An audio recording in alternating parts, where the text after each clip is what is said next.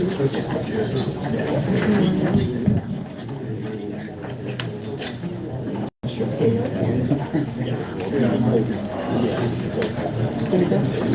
right, good evening, everyone. We will call the meeting to order. Christy, can you do roll call, please? John? Here. Melanie? Here. Here. Linda? Here. We have a quorum. Okay, please rise for the pledge of allegiance.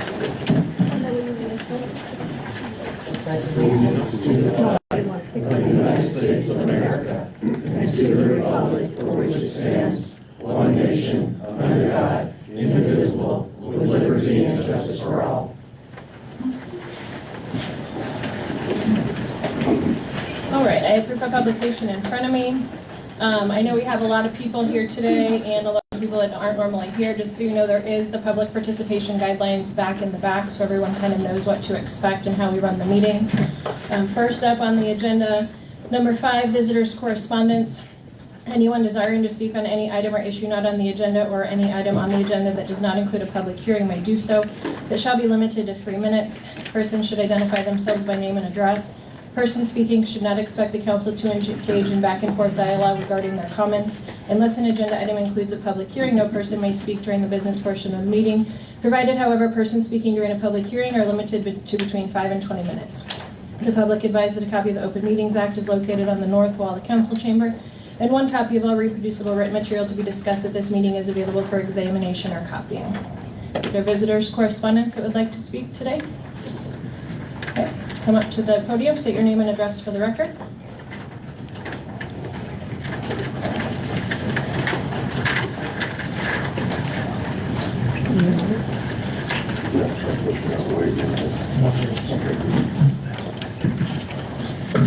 Jim Thiessen Jr., 7506 North 285th Street.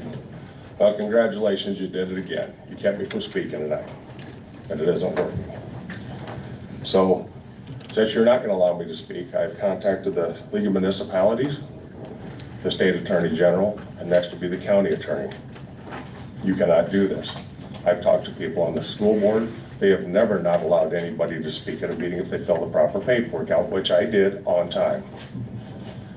I also spoke to Joan Sir, who was here for 35, 40 years. We never did not allow anybody to speak if they did their proper paperwork. They have a right as a citizen. You don't even have to be a citizen of Valley. You have a right to speak no matter who you are. I contacted Cameron last week looking for the numbers that we've spent on this dog.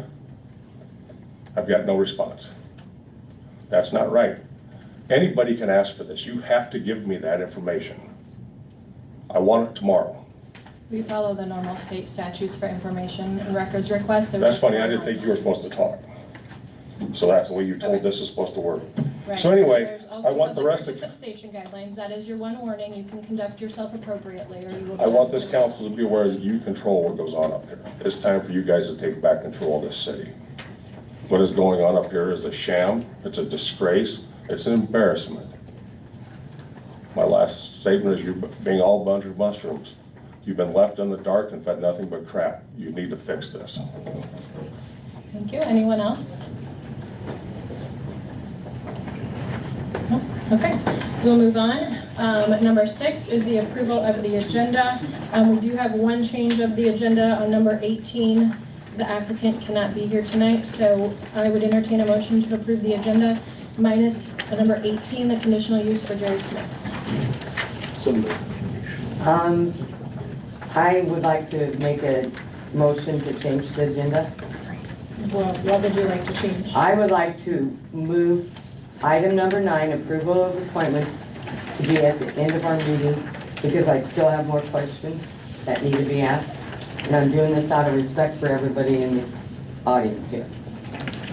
So I want number 9, approval of appointments, to be at the end of the meeting. So you don't want the public to hear that conversation, or? It's more last, not in this order, number 9. Okay. Yeah, we can move it to number, we will put it at number 23, which is before the last, actually, yeah, before 23, which is the That's fine. normal reports. That's fine. All right, so I'd entertain a motion to approve the agenda with the removal of number 18 and the movement of number 9 to number 23. I so moved. Did you second, Melanie? Okay, vote please. I'm sorry, Ellen. Linda made the motion, who seconded it? Melanie. Thank you.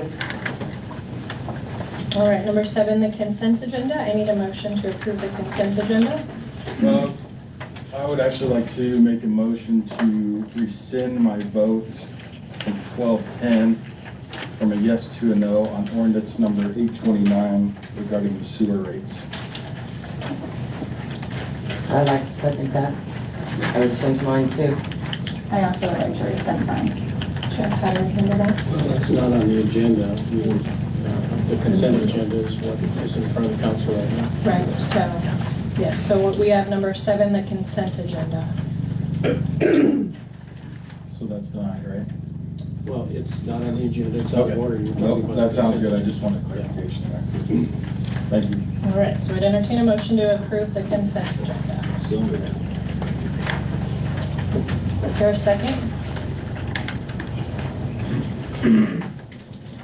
Okay, what do we do if we can't approve the consent agenda, which is paying all of our bills? Well, the consent agenda is a consent agenda. That doesn't foreclose what you want to do to rescind your vote. There's a proper way to do it though. And just putting it out. What is the when it's proper not- way of doing it then? I would put it on the agenda for the next meeting. Okay, then I make a motion that we put that on the agenda for the next meeting. Okay, so we're still at the consent agenda though, so we have a motion on the table. Is there a second to approve the consent agenda? Second. Vote please. All in favor? Now, I would like to make a motion, and that was number 829, Ordinance 829. ordinance So- 829 from the December 10th Yes. meeting to rescind that. Jake? So we would need, like Jeff just said, we would need to put it on the agenda, so you just need Okay, to I talk want to that put on the Cameron. agenda for next To meeting. put it Just- on. Talk to It's on, Cameron. yes. All right. Camera, it's Yeah. on. Okay? Thank you. All right, number 8, Jamie Cobbs, 2815 Huron Circle, to request no parking signs along the curb around Valley Shores in front of the apartment complex, between the stop sign and the entrance to the apartment complex. Is Jamie here?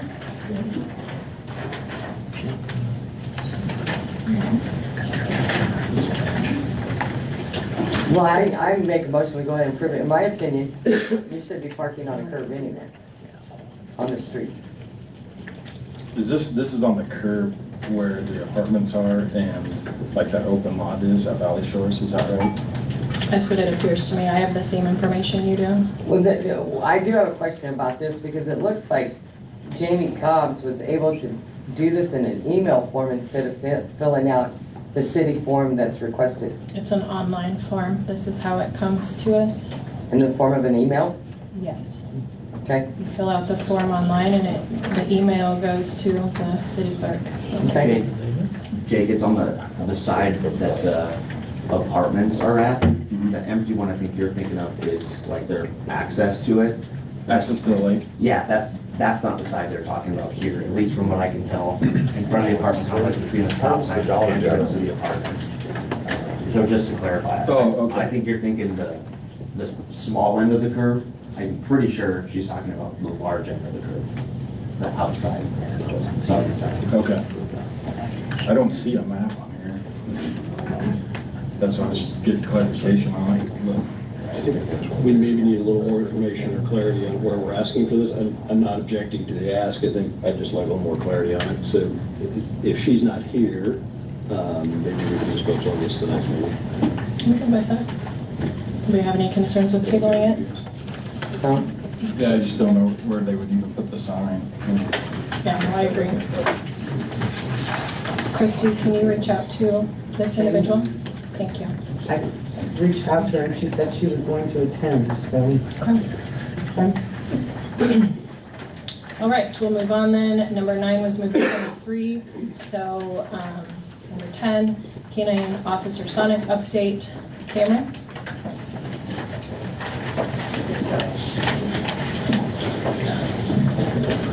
Mayor and members of the Valley City Council. Before we started, we had multiple requests to have people speak to this. And the vote to keep, not the vote, but the motion to keep them from speaking at this point was based on the fact that we had 5 people asking pretty much the same question that was going to be addressed within the presentation. So that's why we're here.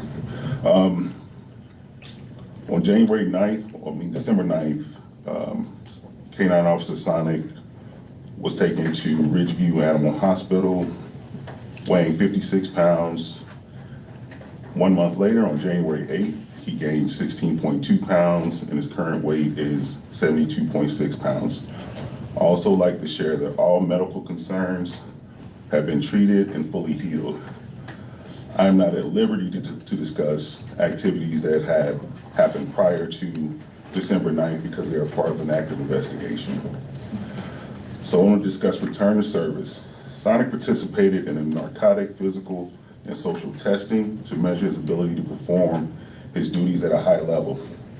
Per Omaha K-9 Sergeant Randy Pignotti's recommendation, Sonic could be put into service as a narcotics dog with minimum to additional training. Understanding what return to service looks like, K-9 Sonic and his handler will require 4 months of certification training. Training is likely free, but the city will cover the cost of the handler's wages during that period. Challenges are K-9 Sonic's handler, this will be the 3rd in his career, will lack any prior K-9 experience. Training also affects police department staffing and reliance on part-time officers to maintain compliance for 24/7 coverage. Ongoing training requirements are weekly trainings, minimum of 8 hours, and can lead to overtime if not completed during regular shifts. There will also be a equipment cost, updating the current vehicle that's outdated and has over 100,000 miles. The additional outfitting for a vehicle could range from $29,000 to $30,000, totaling about $68,000 to $76,000 in costs to have an appropriate vehicle. A little historic information about Sonic. K-9 Sonic's primary deployments have occurred with his first handler. Total deployments of 42, with only 3 within Valley City limits. Most deployments supported the city of Omaha. And option 2 for Sonic would be conveyance, and that's letting other jurisdictions know that he's available and he'd be able to go to an adjacent second-class city to finish out his career. He has about 3 years left total, performance-wise, maybe longer if he's a narcotics dog. So the motions I put before you is option 1, have Sonic return back to Valley Police Department with the understanding that the process will be open application, then training, and then getting back to, patrolling with his officer. But the positive side of it is Sonic has recovered. There's no serious medical issues. The weight gain was probably the biggest that we were looking for. And each month he's gaining more and more weight. So that's the end of the report on Sonic. What are you asking the council today, Cameron?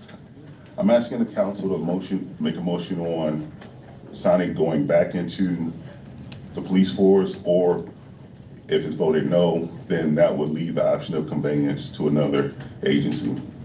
Agencies that have shown interest are potentially Douglas County and a couple other jurisdictions in western Nebraska.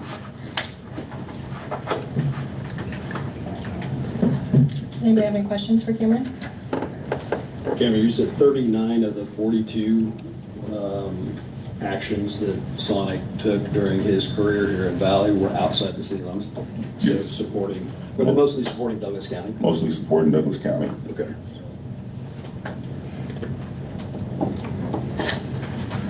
Any questions for Cameron?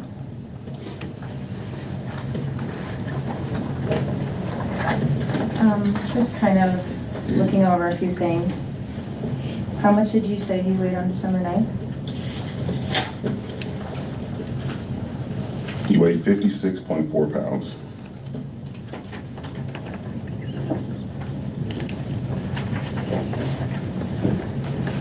It just doesn't match. And typically, how long do canine dogs last in the canine unit?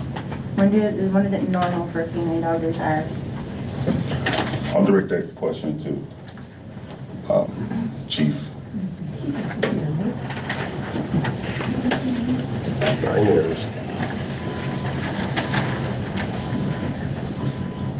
Good evening, members of the council, Madam Mayor.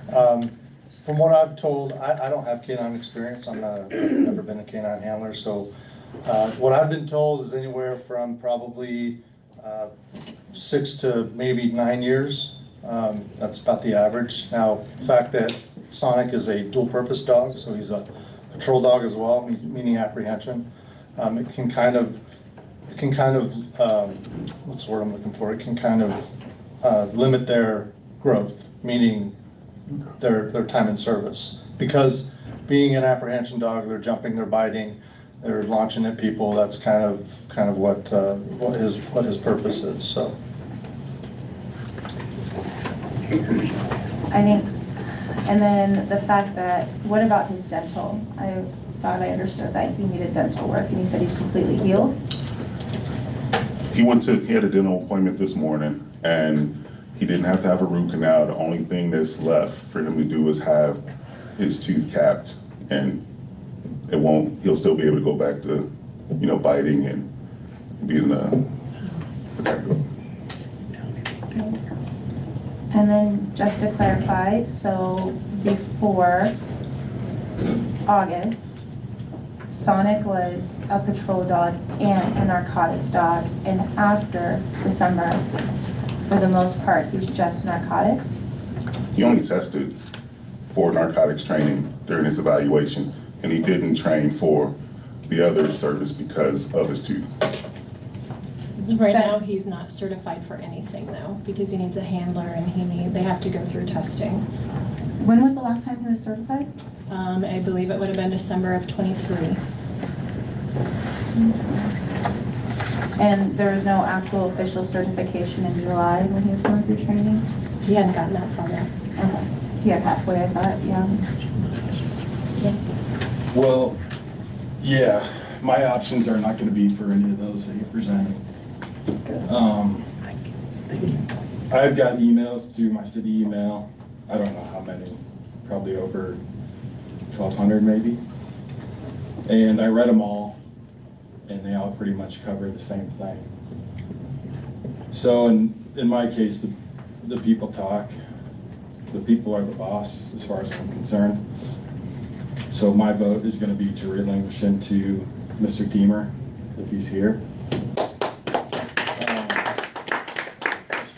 So that's how I will be handling this. So as far as I'm concerned, the people talked, and I read every email. I didn't get back to every email, and I apologize about that. But it's been one heck of a month for me for being on the city council. I guarantee you that. So that's how I'm gonna vote. And if nobody else, thinks that way, that's fine. But that's how I feel about it. Jeff, can you address if that is even possible in accordance with city statutes? Yeah, I certainly can. Section 17-50302 of the Nebraska Revised Statutes deals with the sale of the city's personal property, any city. Essentially what it says is that a city of the second class, in order to convey any personal property, that power shall be exercised by resolution directing the sale and the manner and terms of the sale. Following passage of the resolution, notice of the sale should be posted in 3 prominent places within the city or village for a period of not less than 7 days prior to the sale of the property. And so Sonic is the city's property, and I read this statute to say that that is the procedure that must be used to convey title to Sonic, okay? That doesn't mean that Officer Deaver or anybody else I'm not can't looking to attend the sell. sale. I'm not looking to I sell. have a question. Excuse me, the word of the statute is convey, not sell, okay? I'm not looking to convey him. I'm looking to give him Mr. Beamer. Well, my opinion is that that's the procedure to dispose of the city's personal property and that that procedure would apply to Sonic. I have a question here. K-9 Sonic is an officer. He's not a piece of property that you can sell or trade or whatever you want to call it. He has a heart. He has feelings like you and I and everybody else in this room. And nobody can convince me otherwise. I don't think you can sell an officer. That's what he is, an officer. You can't sell him. I am with Jake. We need to relinquish Sonic to Deemer, Mr. Deemer. And we need to do it tonight. And I don't believe You that. legally can't do that. So, question, is there any conflict in that vehicle, which is the majority of the assets we can agree on, and then Sonic, was not purchased by City of Valley money? It was purchased by donations. It was purchased by the city. Donations by the people, not like taxes that we It's Not- paid for by the people. It's the Yeah, city. not all of it, but it's still the city. A very good portion of it, if not all of Sonic's paid for. I did request at one point a list of the donors and received it, and I did not see a single line where it said the City of Valley did this. I do believe the City of Valley did pay to maintain like anything that Sonic needed, but the actual physical purchase of him was done by the people. So where does the law state in that? Because this is donation funds. Yeah, I mean, everything the city buys is bought by the people because it's all our taxpayer dollars or our rates and fees. So, I mean, unfortunately, a That's donation double is no different. So, Cameron, a question for you would be, is there interest from Douglas County, knowing that Sonic has several years left as a working dog, and that's what he is, that's where he's best. Is there interest from Douglas County or other cities of the second class in Douglas County that are saying, yes, we would like to have Sonic to keep him active and involved in the line of duty? We have interest. We don't have formal written interest. Had a conversation with Sheriff Hansen, and he also, extended his assistance in helping find placement for Sonic.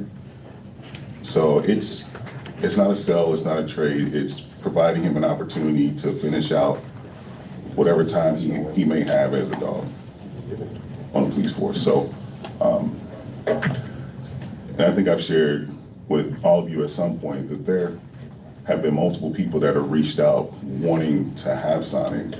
So it's, how equitable would that process be without having following the statute and having a procurement process? So I offer those two options because those two options was not retiring Sonic, but it was giving Sonic an opportunity to go on and live in either direction, so. So here's a scenario. When Sonic's time's done here, when he retires because he can't be in service anymore, we still have to sell him?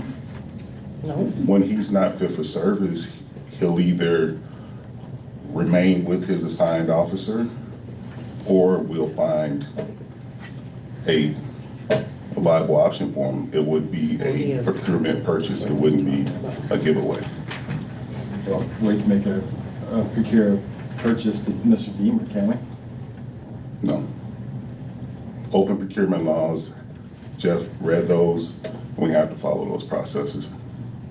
It's not what Cameron wants to do, it's not what the council wants to do, it's what Well, the you gave us statute two does. options. Well, those two options they didn't run afoul of the statute. So outside of that, I put it in your hands. Jeff, can you direct me specifically on our municipal report where it speaks about the properties of Valley and how they should be handled? Well, I quoted you a state statute, and I believe it's embodied in our code, but the state statutes trump, they overrule the supremacy clause of the state constitution. The state statute would control. Can you just tell me where it is? 'Cause I just- It's 17-50302. I didn't look up the corresponding code section if there is one, because the state statute controls Melanie. But our municipal report should reference that, right? Again, I didn't look. I was relying on the state statute. I wouldn't be surprised if it was in there. Because this municipal code is city specific, so I would like to see where it references that for that to trump. I can certainly take a It look. did, but it's not trumping. So even if it's within our code, we can be more lenient than the state statutes, but we cannot, we can be more strict, but we can't be more lenient. the state So statute is regardless of what our code says, we follow the state statutes. Okay, so in order for us to sell whatever we want to do with property, who has the vote behind city property? It's not a vote, it's a state statute that we have to follow. The city has to follow that. Let me direct the question to you, Mr. Deemer. Would you be willing to buy Sonic? Yes. Linda, we can't, we have to follow the state statute. We can't do it that way. Can you read the state statute? Yep, he already did, but I he can. shall read it again. And certainly, if you're willing to buy Sonic, then there may be a way to do that under the statute. I don't think we should resolve it in the meeting tonight, but if you're willing to make an offer, then, He's already made The an city, offer the city before he council lost can accept 40. that offer, is that correct or not? well, we have to go through the procedure. Go through the Yeah. So after procedure. the procedures, then this council would approve the purchase. Is that Yeah, correct? we would have to follow the procedure. Sorry, I was. We would have to follow the procurement process. I'm asking about the procedure. The procedure would be listing, putting it out for bid, just like if we were purchasing a desk, we'd Oh have, my gosh. we'd have, I didn't write the statute. Yeah, no, I understand, but I think the statute, could also be interpreted to accept an offer for the fair market value of property with the approval of the council, with notice, so that somebody else could come in and object, okay? So purchase of a non-certified canine. Well, and there's another question, and I don't know the answer to it, maybe Chief Martinez does. With a police dog, do you have to be certified to purchase a police dog? Not that I'm aware of. Okay, I mean, I don't know if James is still certified or not, but he certainly was. Well, Sonic's not certified right now. I understand. So if he's not certified, he's- It wouldn't matter if he was or not. Offer a dollar and sell it. Melanie, if you're looking at the code, the new code that's in our, Melanie? Yeah, I'm trying to read the state statute real quick. Okay, if you're looking at the new code that we have in the agenda item, it's on page 393, the third, find what section that is. Public Ways and Properties, 153.025. That's where it's at, You said 153 in our in the code? new one. It's in your So council. we haven't approved that one yet, right? I understand, I'm just Okay, telling you. I'm just that was referencing the one that we have approved right now. Sure. I think the procedure would be for Mr. Deemer to make an offer, and then that would be put into the form of a resolution, and we'd follow the procedure. Okay? So I was just kind of looking at this really quick, at that code, just a really fast search. And it does say, yes, the city council can vote to retire a canine police dog, transferring ownership to its handler or another suitable party. Police dogs are typically considered municipal assets, and their retirement or reassignment often requires official approval from the governing bodies such as the city council. And this is referencing the Nebraska statute that you said. Or maybe I'm wrong. I have the statute in front of me, and mine copy we can take our doesn't say time. that. I'm fine with being here for a while. Yeah. We can wait till we know. We're going to go into detail when we motion for a closed session. I don't think a No. closed session is appropriate right now. I think we're okay in open session.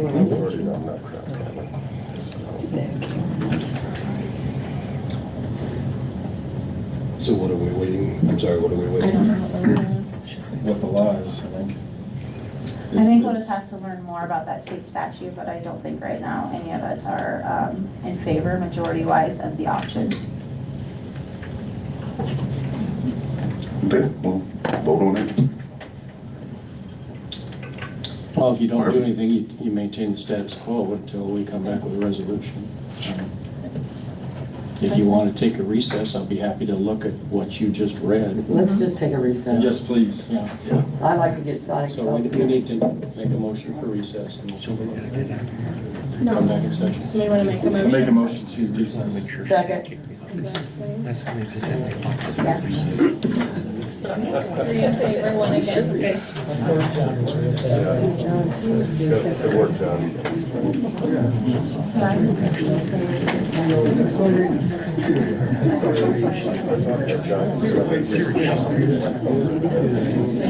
If you do, I'll give you that one.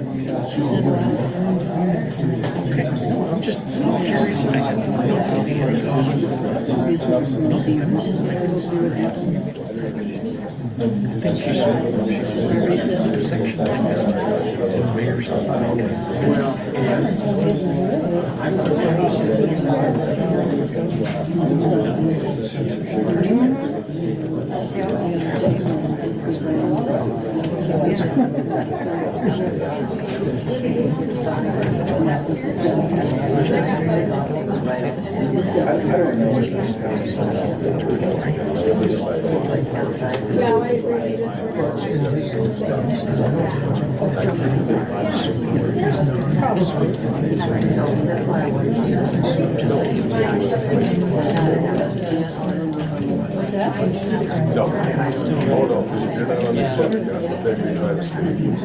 That's why I had my order, tit for tat.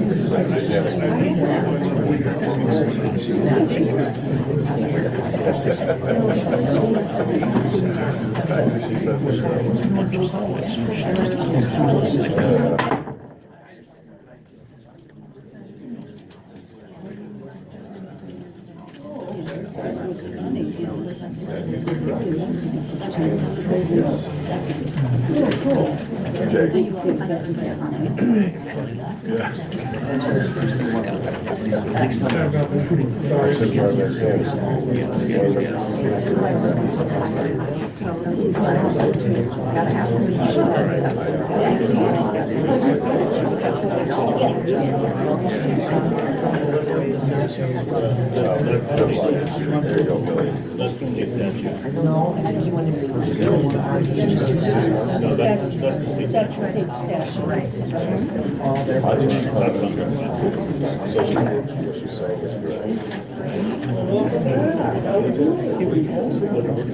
If you did day to day, I'm glad she's over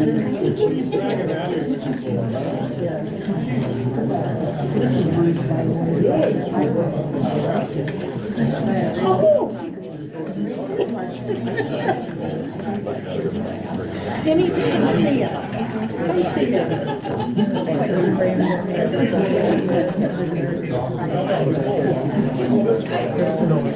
Yeah, she said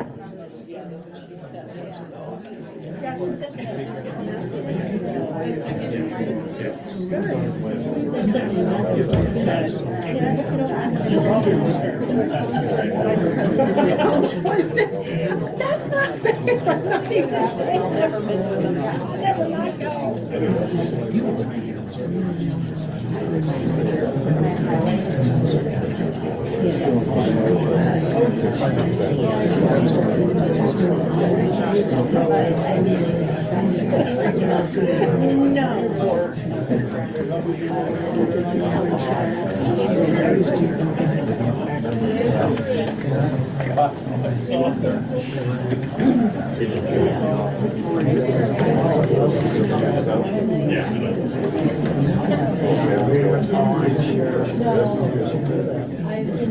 I didn't think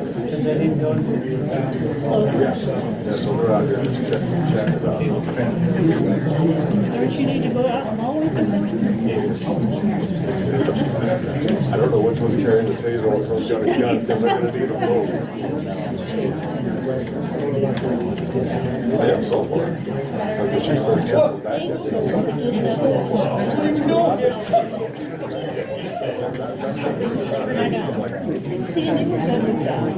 Yes, ma'am.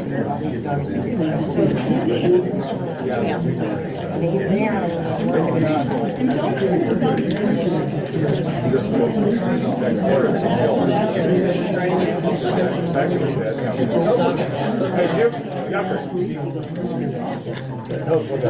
Hey, right?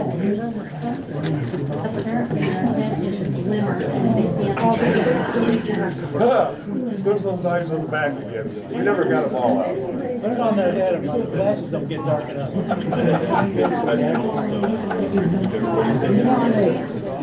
It was too bad.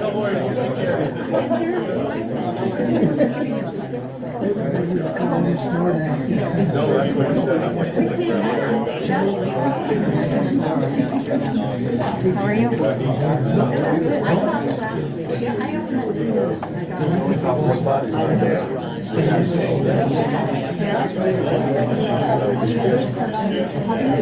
Yeah, well, I'm sure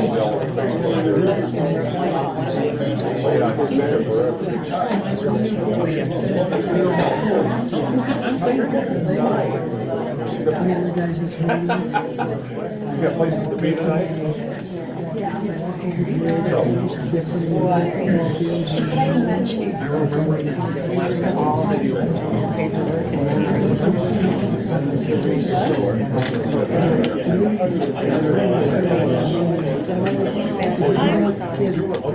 Sorry, I'm the one that started. Oh, no, you did. I did, but they didn't want to be talking about it. Yeah, I have my spiel all prepared today.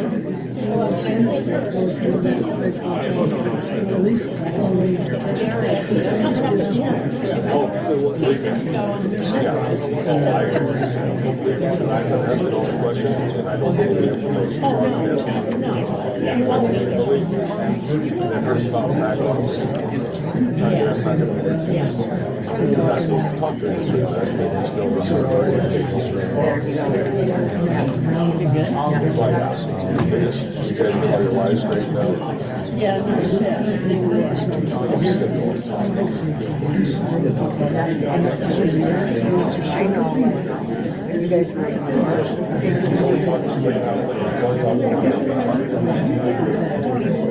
Get your head in there,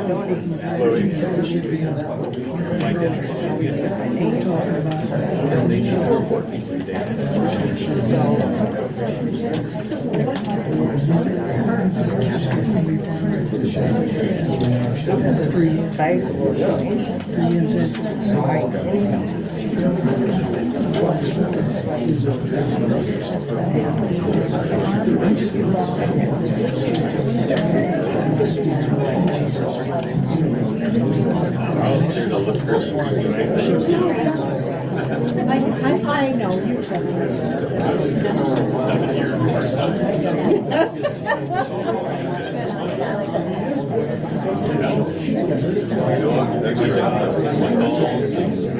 something like this.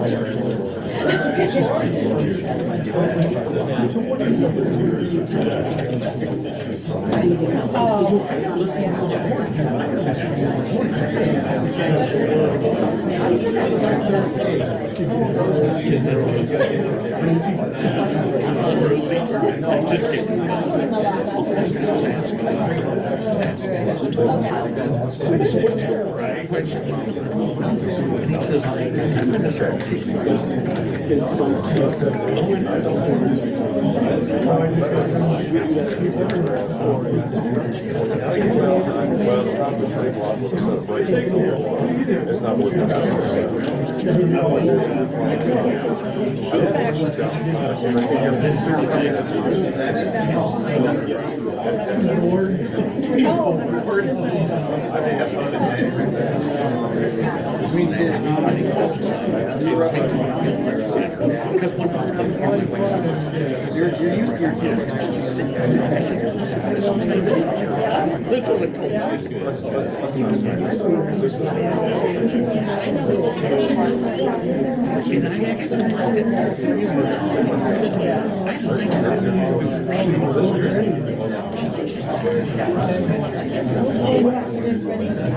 I know, please, I'm going, please, Lord.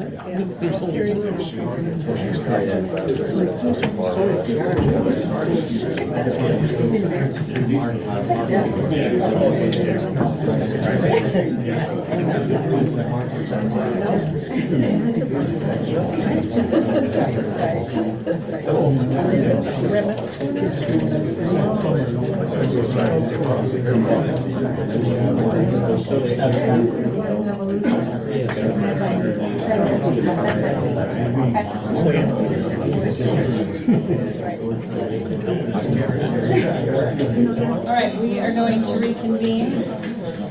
Jeff, did you have time to look into the differences in the statute? I did not. So I would like to make a motion. I move that the city council approve the retirement and transfer of the ownership of Canine Sonic, a city-owned police dog, to his former handler, James Diener. This motion is made in recognition of Canine Sonic's dedicated service to the city and acknowledges the special bond established between the dog and his handler. In accordance with Nebraska Revised Statute 17-503.02, I propose that the Canine Sonic be conveyed to James Diener as a surplus property for a nominal fee of $1 to formalize the transfer. I further move that this resolution be recorded as official city action to ensure compliance with all legal and procedural requirements. I second it. I think there's a relevant point that I don't know if we want to go into closed session to discuss prior employees' actions that would be relevant here. If we don't, that's fine, but I do think there are actions that would be worth discussing as a city council. Just vote. That's up to you. There's a motion and a second. I don't, we've been given information, and we've tried to get information, and nobody's been forthwilling to give information. We're ready to move on this action now. Did you second? Yes, I did. Vote, please. 3 in favor, 1 against. Okay. Jeff, do you need to do more research to make sure? Well, the council doesn't have to follow my advice. that's I mean, true. I've told them what I think the law is. And We can just I rest will names look here. at, I will look at what Melanie read.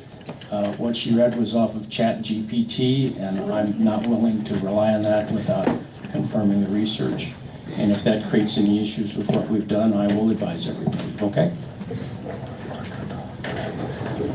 Okay, so, yes, we will let Jeff look into that after this. All right, number 11. Cardinal Consulting LLC, consideration and action to enter in a professional services agreement to provide economic development consulting and legal services as determined to be needed by the city. Cameron, is this you too? I'll be real brief about this one. As we move forward and engage in the legislature and venture into opportunities for grants around housing, affordable housing, we looked outside to Cardinal Consulting to provide this service based on the amount of experience with economic development, with the amount of experience with being an advocate down at the legislature. Is not something we're bringing on in lieu of our current council. It's in addition to provide services that aren't necessarily what we're getting from Farnham and Griffin. And so I got the proposal late, and that's why it was a late addition. We can either vote for it or lay it over. Do we have any questions? How long has this company been in business? This person has over 20 years' experience. No, The Cardinal business. Consulting LLC, how long has it been in business? That I don't know. Well, if we don't know that, then The answer is July 20th, 2022. How big is their portfolio for this business, this entity? For this entity, for the person, For the entity itself that we're hiring? don't have that information either. Is there any references for that business? There are no references for that business. How much homework was done on this before we just up and brought them before? I mean, you want to pay them $125 an hour. Wow. who got them to this point? Like, how did we pick this company? Or we, the council, didn't. I know we don't, I didn't know anything about this. Well, I didn't know this was coming on board either. Out of respect for this person's current employment, just vote no. Just vote no. Vote it down. I have no further to add to it. Yeah, I would say the options are we can table it, and you can ask Cameron questions that are not in an open meeting for the sake of the individual's current employment. Well, we just had concerns because we looked at the Nebraska Better Business Bureau and this company. Well, what hasn't kind of even come up. questions could we ask? Is it, we can't ask questions? No, you can ask questions if I don't have the answer. Well, it's I'll like just say I out don't of have it. respect for this person's employment, is there a certain set of questions, or? No, you can ask Okay. whatever you like. Because I believe, just to confirm, the request is that we would pay them how much, Cameron, for a year? No more than 152, I believe. A year, A year, Yeah, and that's $155,000. for up to $125 an a hour. credit, an hour. And so that's to say it won't exceed. So it may not get close to that. That was just the capped amount. It says bill them weekly for 24 hours. It was almost like a guarantee of 20, like at least 20 hours a week. For reference, what we pay our attorneys is much higher than that. And so, I mean, if you'd prefer us to just put more things on the attorneys at the higher rate, we're happy to do that. Was this built into the budget, your budget? This was built in. No, it was not built in to the budget. It wasn't built in, but We're doing there's stuff that a, we're not budgeting for. no, there's a deputy clerk position that is being repurposed into a different position to fulfill the needs of the things that we currently think we need more of. But again, we're happy to pay Farnham and Griffin the higher rate to do more things and move forward Well, with that. some things I read out here, it says that it was about grants and stuff, but Cameron, do you do grants? Do you write grants for the city? I do write grants. This person has economic development experience with grants within that space. Also, a legal background to be able to go down and advocate for the city of Valley at the legislature.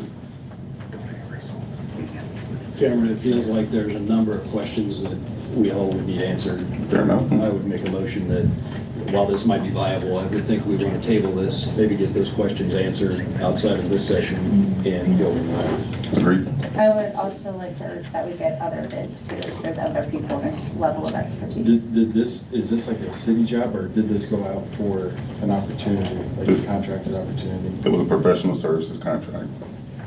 That was available for other people to bid, or have an opportunity to provide the service with the city of Valley? No, it wasn't publicly procured as, Is that legal for us to do, Jeff? Fill a job like this Yeah, without? I think it is, but I mean, I think it should be tabled. Obviously, there's a lot of questions, and I think the questions are about the person, really. I mean, the business is just a title, and, you're certainly entitled to get those questions answered, so. So I'd make a motion to table item number 11 until the next meeting, or until we can get those answers. Is there a second?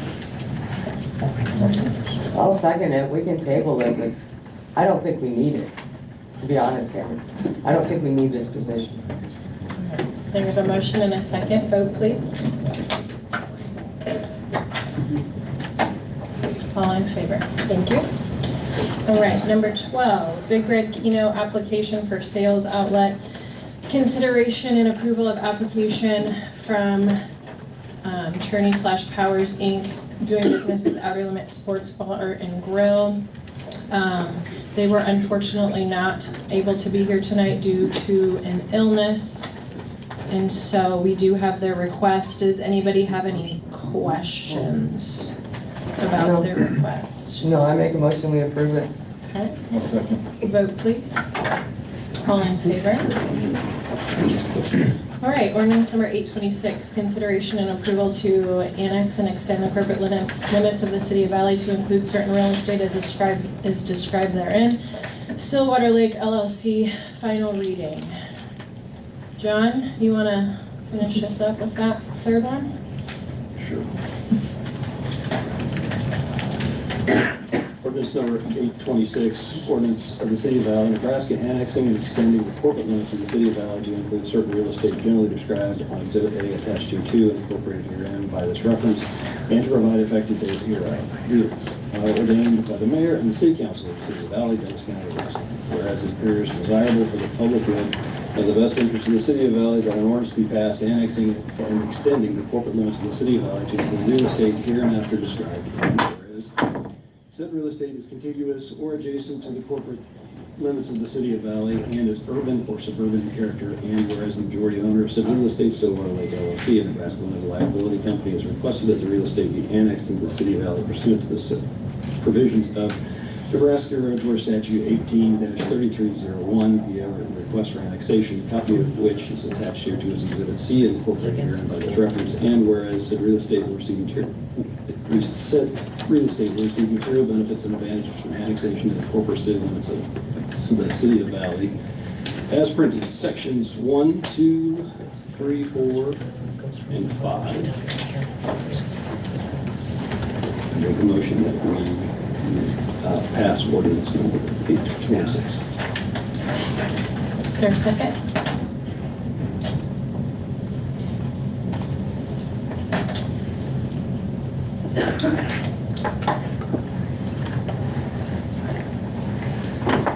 Doesn't look like it. What we're saying is, if we don't second this, that we don't want to annex, is that what we're talking about? That's what I'm saying, yes. Is there time to revisit it down the road? It's in the sub, yeah. go Yeah, ahead. so this is the Stillwater subdivision. This goes back to the subdivision agreement when the council approved the development, went through the planning process and approved the subdivision agreement. And a standard provision that we put in is that they agreed to be annexed into the city. This development was done under our procedure whereby it got no TIF benefits. It's not an SID. So the reason the city wants it within the city limits is to capture the valuation of the property, the homes that are going to be built, and it's in our ETJ already. We have to control the zoning and everything, but that's why we do it that way. That's what we did with Flatwater, which has been wildly successful. I don't know what the total valuation of that is, but it's probably $50 or $60 million higher. And so that's the reason. There's really, we already provided services. There's no downside to the city, and it's pursuant to the original agreement for the development at the time it was instituted. So I know of no reason why it wouldn't be beneficial for it to be in the city. That's why it was in the agreement in the first place. So. I think the lingering question is there any additional costs out of our pocket for this development for the City of Valley? I think that's the question to be answered there. No. No. Okay. No. Yeah, and we would be at risk of violating our own subdivision agreement that the previous council And why is it agreed a vote? to. Excuse me? And why is it a vote? Because the state statutes require you to go through a procedure to annex property into the city, and that's the procedure we're following. So if everybody was a no, it would be illegal. Pardon? It would be illegal if we were all a no, this didn't pass. We'd be in breach of our agreement. But I mean, if you don't want it in the city, there would have to be a reason. I mean, I don't get a vote, but I can't think of a reason why it shouldn't be in the city. Yeah, I mean, how many building Well, permits do we visually- have? Sorry, go ahead, sorry. How many building permits do we? Stillwater currently, one. Is that a spec home or a purchase? What do you mean? Like that what they're building right now? Is it a spec home to show No, for no. potential buyers? I mean, I can't tell you what the builder's gonna do with it, but my assumption is he's building it to sell it. I'm actually fairly certain that there's two separate people that already own the lots, like 99% sure of that. So unless for whatever reason So it's, they wanted to show it, but, I mean, two separate people own the lot, so I'd be really surprised if they didn't move into it. Yeah. Melanie, to answer your question earlier, could you revisit it? Yes, you could, but you'd have to start the process all over.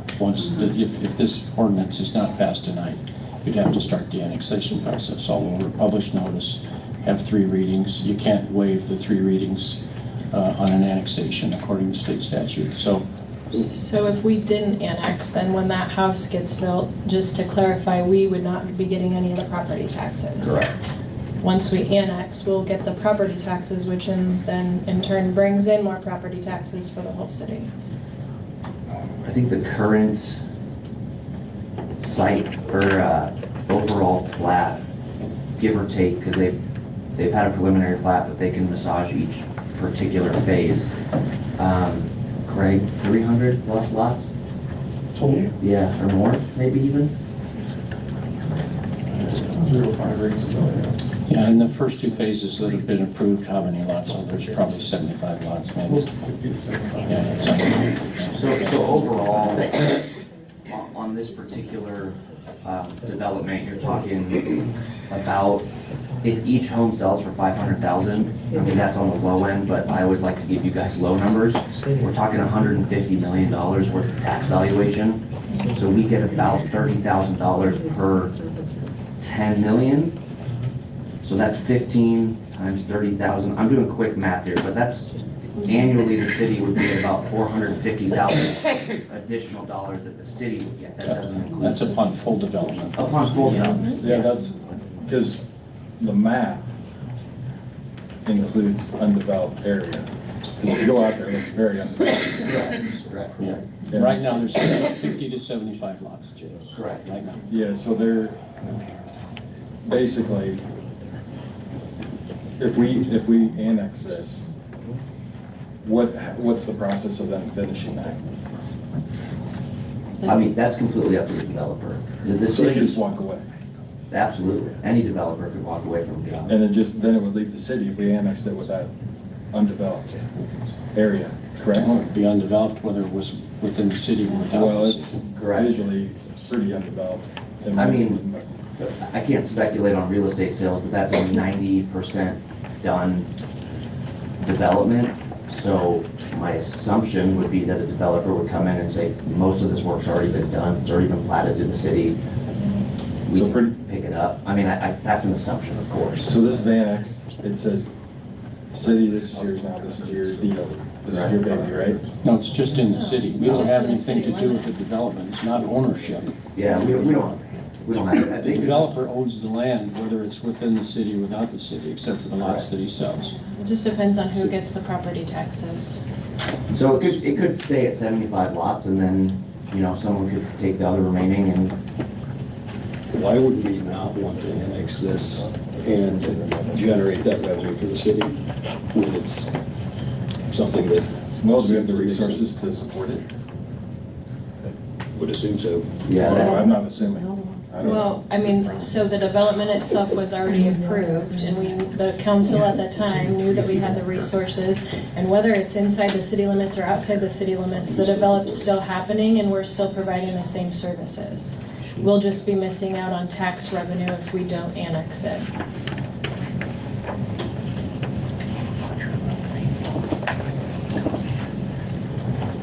So I'd restate my motion to pass ordinance number 826 for the annexation. Vote, please. 3 in favor, 2 against.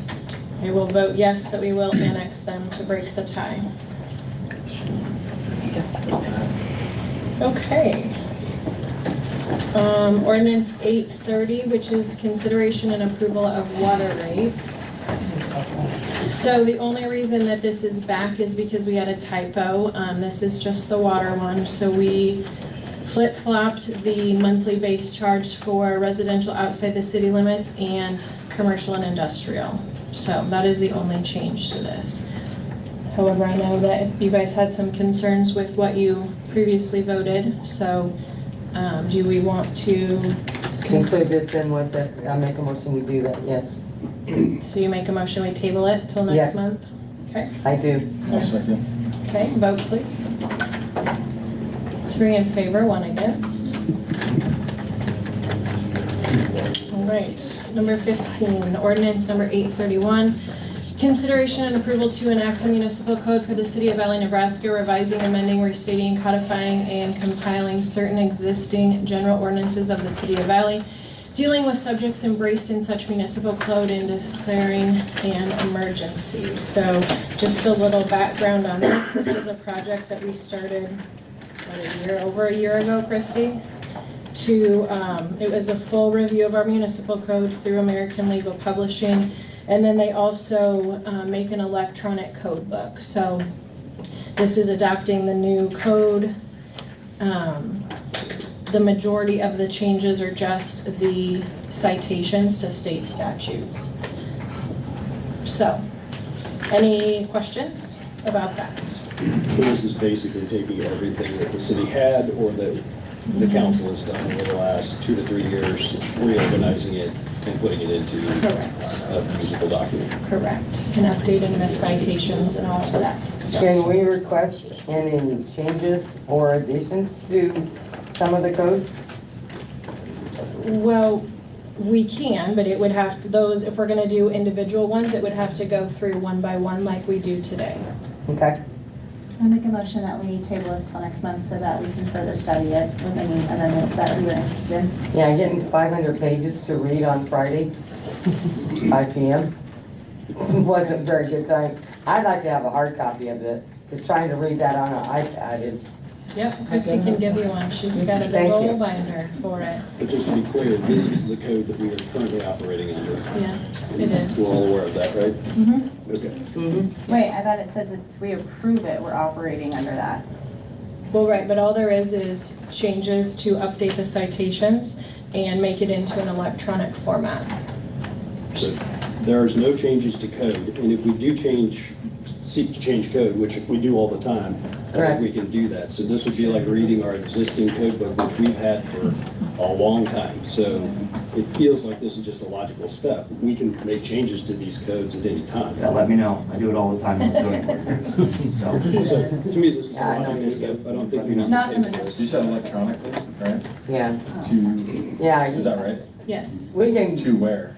Where? the website. So it's already on the website electronically, but then it's in like 6 PDF documents. This is a true table of contents, electronic code that is much easier and user-friendly. And easier to update. And yes, easier to update. So we aren't changing any of our rules of operation. This is I get it just now. a different- And I'm with it. Christie, I don't need a copy of that yet. When we make changes, Well, that- when I want a copy. When you read the ordinance here, it says nothing about electronics. Yeah, I mean, it was It's misleading. like, It So I was would make a misleading. motion that we adopt this as Okay. our existing. Okay, code. hold on a second, since it's an ordinance here. Okay. I would entertain a motion to introduce ordinance 831 on the first reading. So moved. Is there a second? Second. Okay, we have a motion and a second introducing ordinance 831. Is there any other discussion? Christie, can you read the short title, please? Ordinance number 831, an ordinance enacting a municipal code for the city of Valley, Nebraska, revising, amending, restating, codifying, and compiling certain existing general ordinances of the city of Valley dealing with subjects embraced in such municipal code and declaring an emergency. Thank you. Vote, please. All in favor? Is there a desire to suspend the rules and pass the ordinance on the second and third readings? So moved. Second. Vote, please. All in favor. Ordinance 831 is passed on the second and third readings. Okay, resolution 2025-01, amendment number 2 for the loan agreement between the state of Nebraska of Environment and Energy and the City of Valley, Nebraska for the public water system.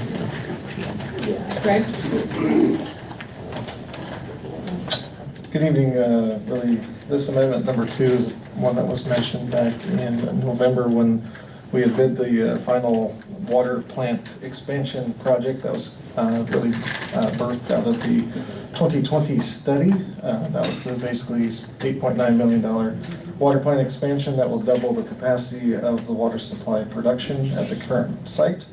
This loan then really acknowledges the original $7.9 million loan value at a 0% rate, and then adds a $7 million component to that at a 0.6% interest plus a 0.6% administrative fee by the state of Nebraska underneath their SRF program, which is normally, it's just the rate plus times 2. So that's a 1.4% interest rate on the $7 million. There's a little urgency here to pass this tonight because actually the rates did tick up on tomorrow. They'll take effective to 0.7 and 0.7, so there's a 0.2 increase of the rate. So happy to answer any questions if we need to go into more detail. Concurrently, this does then also require the financial backing of the city with water revenues and sewer revenues, since it's combined utility to pay off the debt in the long term. So it is a 30-year loan is another point of reference for this. So. Any questions? So this is for work that's already been done? No, it's actually Dick, we've spent about I'll just give you rough numbers, so 3.5 million has been spent to date on the water tower, water plant, backwash, the new well, chemical feed. That's 4, yeah. And backwash tank, yes, correct. And so then we are just starting this month. Right now, you'll see activity at the water plant with Erickson Construction moving in on site to start the final component of the $8.9 million project that was awarded in November. And that's a 15-month construction, so it's to be online by March or April of 26. Okay. Why don't you address the loan forgiveness too? Sure. This does, if you recall, good point, Jeff. Under the existing $7.9 million loan, as part of the federal grant portion of that, $4.1 million of that was grant money from the state, so they are still continuing to honor that. And then also they are giving us a $50,000 grant that was some surplus money, basically, is what my understanding with talking with the SRF team was. So that still is the grant portion of that, so you still have a $14.9 million total loan. 4.1 of that is grant money, so your net then due is 10.8. Which is the amount amortized. Correct, yep. Okay, any other questions? Okay, if not, I would entertain a motion to, to approve resolution number 2025-01. So moved. Second. Vote please. All in favor, thank you. Number 17, outdoor storage of enclosed trailers. Consideration and approval to amend existing sections of the City of Valley zoning regulations related to outdoor storage and enclosed trailers. Varun, you want to go through this? Yeah, so if you remember previously, you guys talked about updating the municipal code. This is the process we take. So this went through planning. Greg's here from planning. It was voted on unanimously.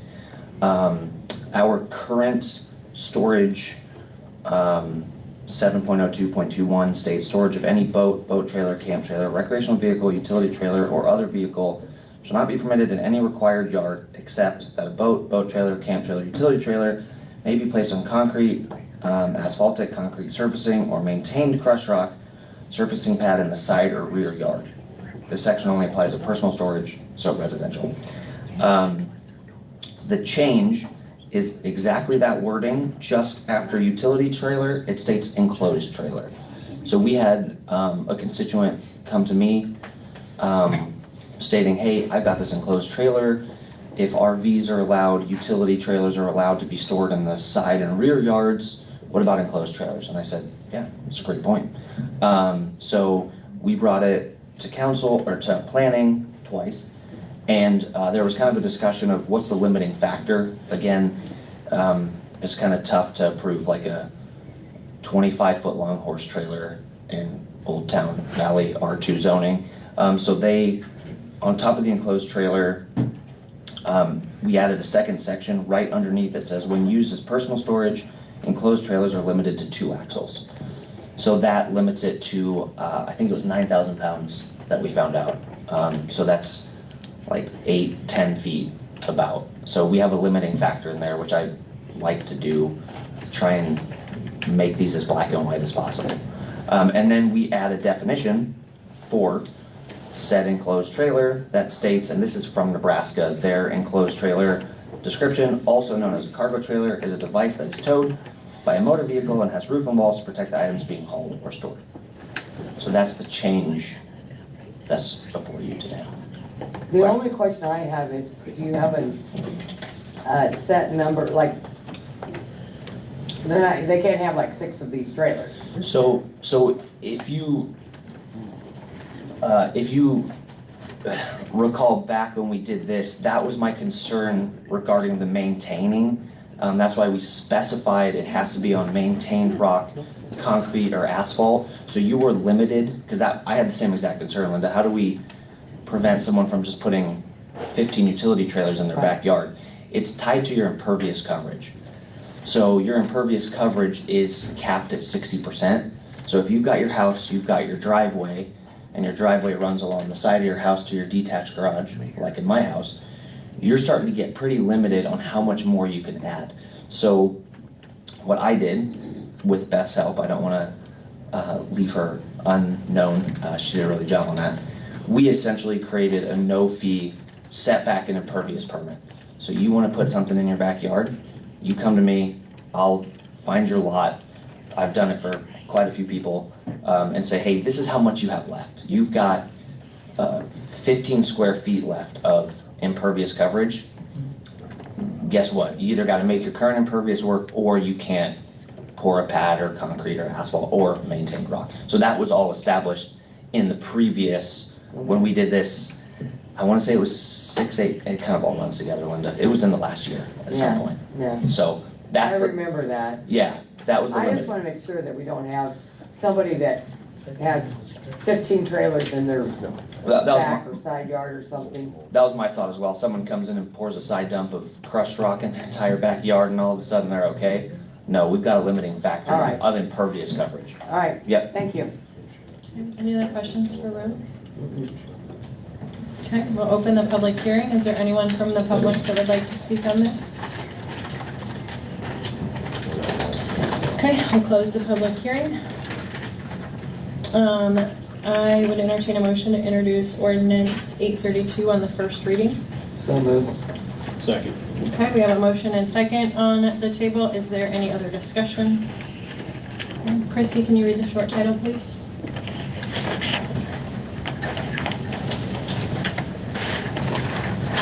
Ordinance number 832, an ordinance to amend existing sections of the City of Valley zoning regulations relating to outdoor storage and enclosed trailers, providing for an effective date of this ordinance, providing for a severability clause, and providing for the repeal of all ordinances in conflict therewith. Thank you. Vote, please. All in favor? Is there a desire to suspend the rules and pass the ordinance on the second and third readings? So moved. Second. Vote, please. All in favor? Ordinance 832 is passed on the second and third readings. All right, so number 18, we tabled. Number 19, conditional use permit, Beefcake Jerky / Ducks Bucks Warehouse and Distribution at 26099 4th Street. Maroon? Yeah. So our current zoning matrix, essentially what they're doing is warehouse and distribution there. They're planning to put a little retail in there as well, which is allowed. In C3, the zoning that they're currently in, it's a conditional use permit. Everything that they've been doing has been done inside. It was just something that, as they were building these next storage units, there was kind of a question in our department, like, well, hold on a second. Let's just cross our T's and dot our I's that these guys are allowed to do this. The only thing that I would mention is in the conditional use, we restate that no outdoor storage is allowed. Currently, there's a couple boats out there. We're gonna send them a letter anyways. They're still in violation of our zoning ordinance, but if we tie it to their conditional use, it might make my job a little easier instead of then also writing a letter. Obviously, that's up to you guys. Beth and myself can obviously write a letter to them and tell them they can't do it. But other than that, it seems like they've been pretty good stewards of the location, and they're updating that previous owner's stuff. So, and it's it might be a sales tax generator as well, because they're distributing. I'm not sure how that works. So to be clear, the conditional use permit is tied to the performance of the other statutes so far as them meeting the other regulations that you're going to enforce. Absolutely, yeah. So that was, again, we're kind of doing a little double work. If we were to add the outdoor storage, again, it might be easier to say, hey, this is tied to your conditional use. It kind of already is, because you have to be, so it's up to you guys. We can send a separate letter as well, and when we give them the conditional, we can say, hey, by the way, this is based on you following all the other zoning stuff, which is why the conditional use gives us a little bit of power to do. That sounds logical. Thank you. Yep. Any other questions? Okay, we'll open the public hearing. Is there anyone that wants to speak on this? Okay, we'll close the public hearing. Entertain a motion to approve resolution 2025-03. So moved. Second. Vote please. All in favor? All right, number 20, miscellaneous expenditure policy, consideration and approval of miscellaneous expenditure policy. Christy or Cameron, do you guys want to talk about this one? This expenditure basically sets a amount for 500. This just keeps us in compliance and out of trouble for making purchases for under that amount for miscellaneous items, plaques, celebratory, items. So that's the purpose of it. Is there any questions? Okay, we'll open that public hearing. Anyone? Okay, we'll close the public hearing. Entertain a motion to approve ordinance 833 on the first reading. Sir, is there like a limit to this, or is it like? Yes, it's $500. Oh, it is Cameron just 500? said. Okay. Mhm. Okay, all right. Thank you. Sure. I make a motion. So moved. Okay, is there a second? Second. Okay, there's a motion and a second on the table. Christy, can you read the short title, please? Ordinance number 833, an ordinance of the City of Valley, Nebraska to adopt a miscellaneous expenditure policy, to provide an effective date hereof, to provide a severability clause, and that any ordinance or resolution in conflict herewith is repealed. Thank you. Vote, please. All in favor? Is there a motion to suspend the rules and pass the ordinance on the second and third readings? So moved. Second. Vote, please. All in favor? Ordinance 833 is passed on the second and third readings. All right, number 21, mileage reimbursement. Consideration and action to set mileage reimbursement rate at 70 cents per mile is set by the IRS. So this, we just follow the IRS for mileage reimbursement. Does anybody have any questions? Okay, I entertain a motion to set the mileage reimbursement rate at 70 cents. So moved. Second. Vote please. All in favor? All right, resolution number 2025-04. Consideration and approval to authorize submission of a joint application with Elkhorn Athletic Association to the state of Nebraska for assistance under the Sports Arena Facility Financing Assistance Act. Sarah, Josh? All of us. Whoever you want.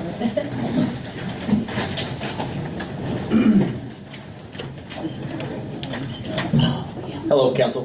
Thanks for having us tonight. I've got a dream team here of experts, including people that wrote the original bill that has to do with this arena and sports facility turnback tax. I think we have addressed all of you in the last 9 months, previous council and last Friday with all of the new council members as well. So here to answer questions with this resolution that would be, I don't know, Jeff, do you need to read it? The joint application resolution for the state turnback tax. No, we don't need to. Okay. They've seen it. Yep. So yeah, love to answer questions if you guys and ladies still have some. So I just want to kind of get it so the public understands and me too. Absolutely. So if this were to pass, explain the process after that. Yeah, if it were to pass, so I've got with me Mike Rogers and Yeah. Burke Haar, two attorneys and who were instrumental in writing the original bill 3-4 years ago that just passed into law back in July. So they can explain it much better than I can. Sure. Obviously, EAA would be the beneficiary here of the turnback tax. But Mike, love to have you have the floor. You can field all the business questions and things that happen after. I'll stay behind. So my name is Mike Rogers. I'm with Gilmore & Bell. We've been engaged by the city to represent the city in this endeavor. Mr. Haar represents the developer team, so just so you know who I'm here representing, it's the city council. So this resolution would authorize the city to submit an application to the state board to try to get a turnback tax for funding for this sports complex project. It would be a joint application between the city and Elkhorn Athletic Association, Inc. Is that the name of it? Nonprofit, yeah. It's a nonprofit organization. The state has the Sports Facility Financing Assistance Act, which gives the ability for sports complexes like this one funding opportunities from the state for cities of the second class like the city of Valley. That the rules were changed in the last legislative session to provide that the funding would be all of the sales tax, the state's portion of the sales tax within the city of Valley would be set aside and returned to the city of Valley to go to fund a sports complex like this one for a period of 5 years after the application is approved and voters weigh in. And I'll get to the voter weigh in here in a second. So the application will be submitted for that benefit to come back to the city, to Elkhorn Athletic Association to fund the sports complex here in Valley. And it would have to be used for the sports complex built here in town. It couldn't be used for any of Elkhorn Athletic Association's other projects. I think they have projects elsewhere that are not in Valley. So it'd have to be used in Valley. If the state board approves the application, it would be a conditional approval. Would then come back to the city of Valley for a question to be put in front of the voters of the city of Valley. There would be that election would be called under the Nebraska Election Act, and there would be notices that would normally be given to the voters. The Douglas County Election Commissioner would run the election, and they would decide how it's operated. It would most likely be a mail-in election. The election commissioner gets to decide that. And the voters would then weigh in as to whether or not the state's portion of sales tax within the city of Valley gets to come back to fund part of the project that is to be owned by the Elkhorn Athletic Association. If the voters approve, then the approval by the state board is no longer conditional, it's final. And the 5-year period would begin, and those turnback tax dollars would come to the city, and the city would be obligated to turn those over to the nonprofit organization. The city is not bound or obligated for anything beyond that. The city would be obligated to remit those funds to the Elkhorn Athletic Association.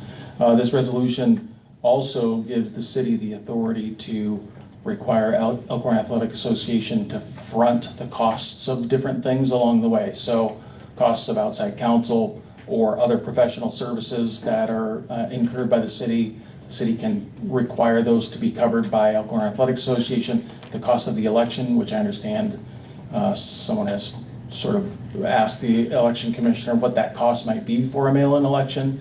The city could require Elkhorn Athletic Association to provide funds to cover that cost for the city.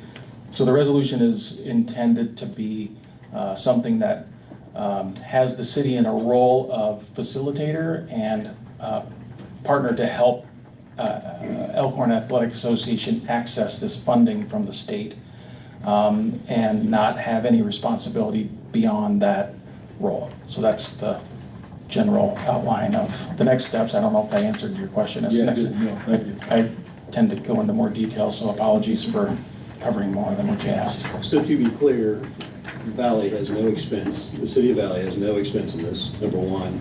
Number two, this is simply allocating those sales tax dollars the state would otherwise enjoy to be able to put anywhere in the state and bring those back to Valley. Correct. Thank you. The City of Valley, this co-application would authorize the city, yes, to essentially pay us to construct, most of the rest of our complex instead of paying the state. So that's the simple way I like to put it. I'm sure the public is also wondering some of that as well.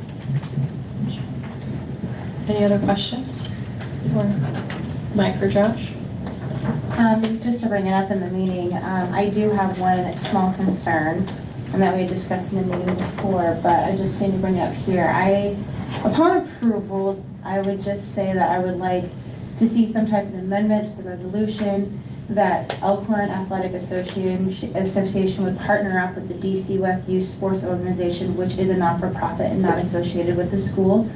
It provides our elementary kids to be able to play together as they grow together, rather than being mixed in. And I know that what we would really want is a motion to basically EA to provide DC West Youth Sports Organization with an evergreen access to 3 designated fields, 1 softball field, 1 youth baseball field, and 1 12U, 14U baseball field for games and practices free of charge, Monday through Sunday, 5 p.m. to 9 p.m.-ish.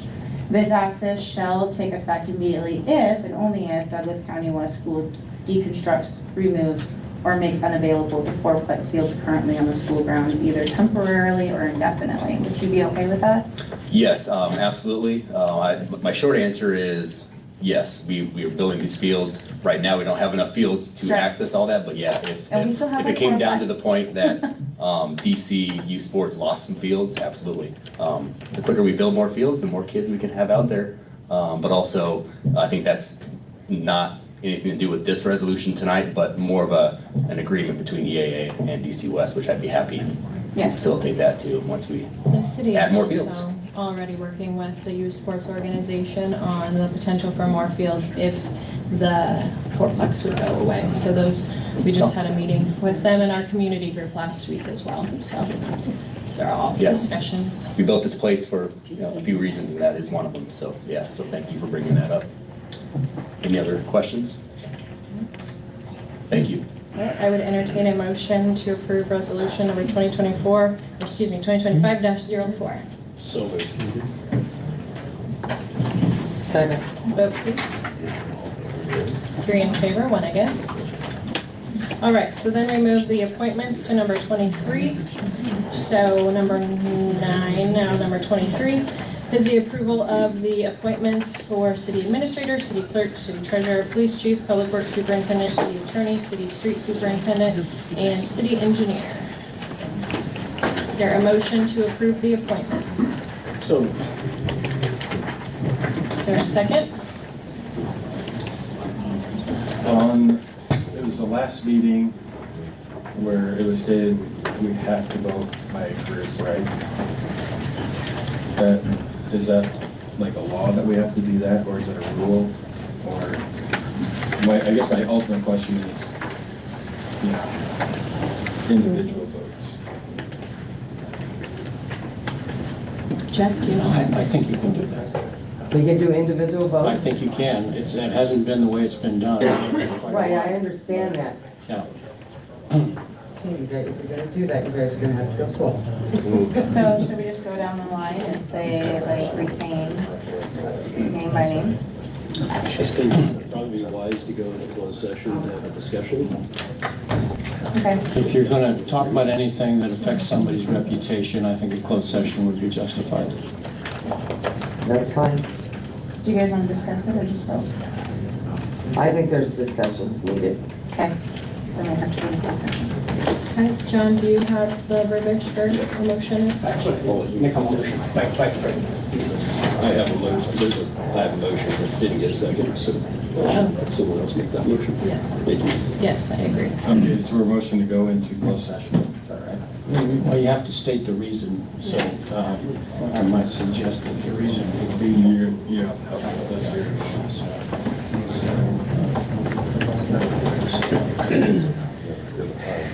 Discussing personnel.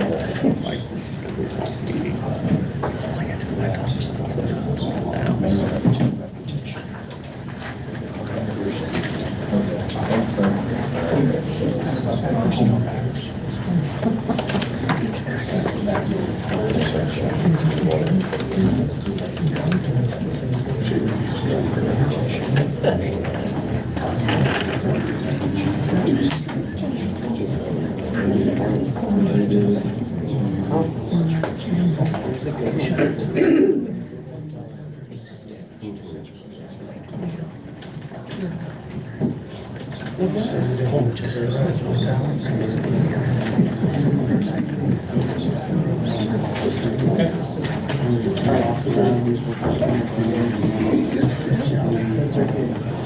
Okay, it says, I'll move that the City of Valley goes into closed session for the purpose of personnel matters that will require discussion related to such person and to avoid damage to such person. Such person's reputation. Person's reputation.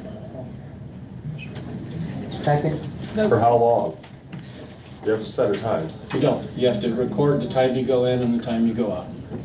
Okay, there's a motion and a second. Vote, please. If they won't be employed. 3 in favor, 1 against. All right, we will have everyone exit the room so we can go into closed session.